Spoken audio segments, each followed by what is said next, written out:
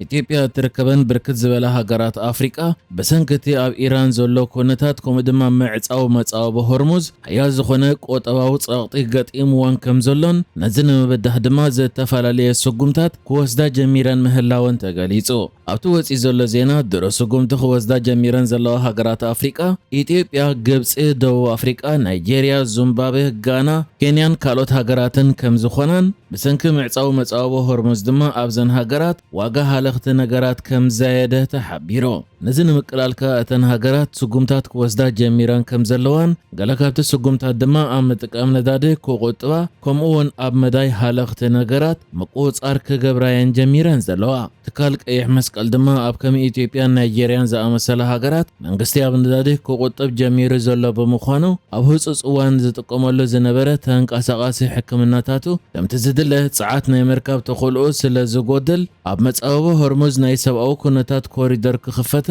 ንሰብኣዊ ሓገዛት ድማ ክሓልፍ ክፍቀድን ፃውዒት ኣቕሪቡሎ። ብተወሳኺ ቀይሕ መስቀል ኣብዚ እዋን ኣብ ዱባይ ኣስታት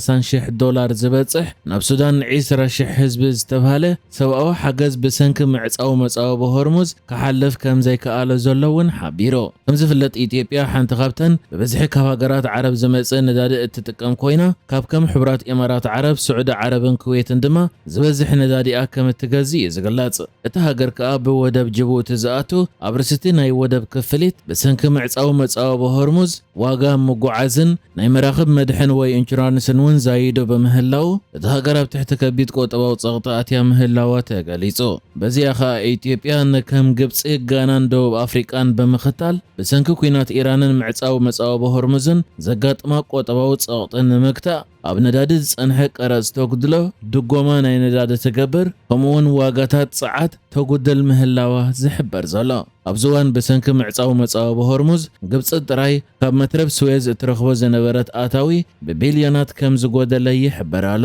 ብዙሓት ሃገራት ኣፍሪቃ ከዓ ብሰንኪ እቲ ኩናት ዝድላዕ ዓቐን ነዳዲ ናብ ሃገረን ክእትዋ ዘይከኣላ ዘለዋ ብምዃነን ኣብ ትሕቲ ከቢድ ቆጠባዊ ፀቕጢየን ኣትየን ዘለዋ። መራሒ ሰሜን ኮርያ ኪም ጆንግ ኡን ኣብ ኩናት ዩክሬን ንሩስያ ንምድጋፍ ናብ ሩስያ ዝተላኣኹ ወተሃደራት ሰሜን ኮርያ ኣብ ኩናት ከይማረኹን ወተሃደራት ዩክሬን ኢዶም ንኸይህቡን ብዝዓጠቕዎ ቦምባታት ነፍሲ ቅትለት ብምፍፃሞም ከምዚ ንእዶም ተዛሪቡ። እቲ መራሒ ሂቡ ኣብ ዘሎ መደረ እቶም ነቲ ዓቢ ክብሪ ንምክልኻል ብዘይ ምሕላል ነፍሶም ዝፈንጀሩ ነፍሲ ቅትለታዊ መጥቃዕቲ ዝመረፁ ጀጋንዮም ክብል ተዛሪቡ። ደቡብ ኮርያ ከም እትገልጾ ብውሕዱ 15,000 ሰሜን ኮርያውያን ንሩስያ ኣብ ኩናት ዩክሬን ንምድጋፍን ነገለ ዩክሬን ሒዛቶ ዝነበረት ምዕራባዊ ዞባ ኩሩስክ ዳግማይ ንምምላስን ክሕግዙ ከም ዝተለኣኹን ክሳብ ሕጂ ድማ ልዕሊ 6,000 ከም ዝሞቱን እያ ትገልጽ። ብዛዕባ እዚ ብወገን ትካላት ስለያ ደቡብ ኮርያ ዝወፀ ሓበሬታ ብወገን ሰሜን ኮርያ ኾነ ሩስያ መልሲ ኣይተዋህቦን። እዚ ሕጂ መራሒ ሰሜን ኮርያ ወፂእ ዘሎ ሓበሬታ ድማ እቶም ናይ ሰሜን ኮርያ ወተሃደራት ብዩክሬን ንኸይማረኹ እዮም በቲ ዝሓዝዎ ቦምባታት ነፍሶም ዝቆትሉ ዘለዉ። መሰረት ትካላት ስለያ ደቡብ ኮርያ ከም ዝሕብርኦ ድማ መሪሕነት ሰሜን ኮርያ ነቶም ናብ ዩክሬን ዝተሰደዱ ወተሃደራት ሰሜን ኮርያ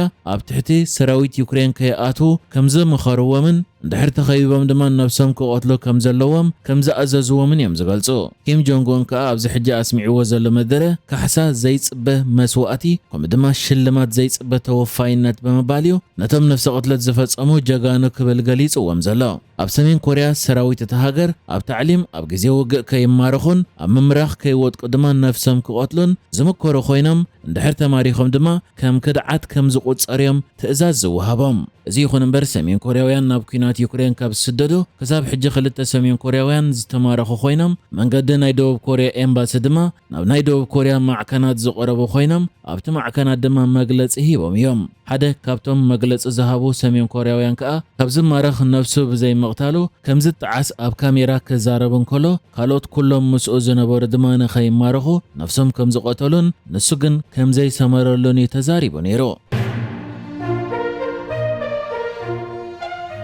أبرز كتما يرترا أسمرا بزتولع بارع حاوي كلت سبات هيوتم كم سانو تقاليزو هذا ود 36 عمت كومد ما قوال 21 عمت أبت بسنبت 26 ميازيا زقات أما بارع يوم هيوتم سئينم زلو كابت بارع زدحانو حنت أدن 4 قلعن بزوردم قدقات أب هوسبيتال تعاقبهم كم زلوون اتتصابصاب يتقس طنقي نايتي أم محدار كبابي حليبت زقات أما بارع انتاي مخانن نمرغاص مرمرا يكايت كم زلو حلافي مكلخال جبن شات شاي مدبر بوليس كبراب جبر كريستوس حبيرو اتحدقا زقات أما كبابي ساعات 12 فرقان دحرقت ركوينو اتبارع نمقوصار أهادو مدفات حوي مسنبرت اتخباب بمخان بزقور وربرب أوشت 30 دقائق أب تحت قوصر كأتو تخايليو انتخونا جن بسنكز تفترة صعوق تكي حنت أدن 4 قلعن بمعفانهم حصوص حكمنا ورديت نمركب ناب هوسبيتال أورتا توسيدم يوم اتم قدايات أبز اوان زد اليوم كنكن يقبر لهم كم زلو تحبيرو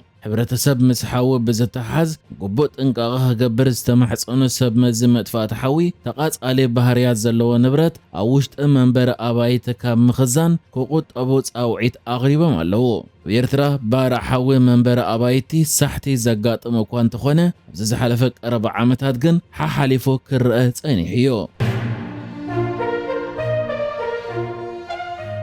بسعود عرب بركز زبالو إثيوبيان نموت تفريدهم تفردي زتكبروا لمعالتي يقرب بزلو والأوان علم لخاوت تكالت طبقة سو أو مسألة زخونة هيمان رايت واتش سعود عرب محنق نايتهم إثيوبيان تقدو كتبلن داقماي مرمرا بمقبار دما قود دايوم كترئيو تساوعيت أغريبو مسرت تكالت طبقة سو أو مسألة هيمان رايت واتش أو تيوو زلو تصابصاب أبزوان أستاسوسان حموشتن زباصحو إثيوبيان سدتنياتات نموت تفريدهم زحن قولو معالتي اند غربي يمت كم زلون كغلصن كله قداياتهم دما مسعص افارز زتحاس كم زخونن درون ابلع للسلسته زحلف علت 21 ناي زورحي اتناي موت فردي كم زتتكبره غليصو از تكال بتوسخي سب سلطان اثيوبيا منقسقاس كغبرون منستر وصاي قدايات تهاجرن ناي اثيوبيا وكلتا بسعود عربن بصص متأتاو بمقبار انت وحده اتم تفريدم زلو زيغاتات اثيوبيا قنصلا وحجزات كرخبو كغبرون مس منقس سعود عرب بمزراب دما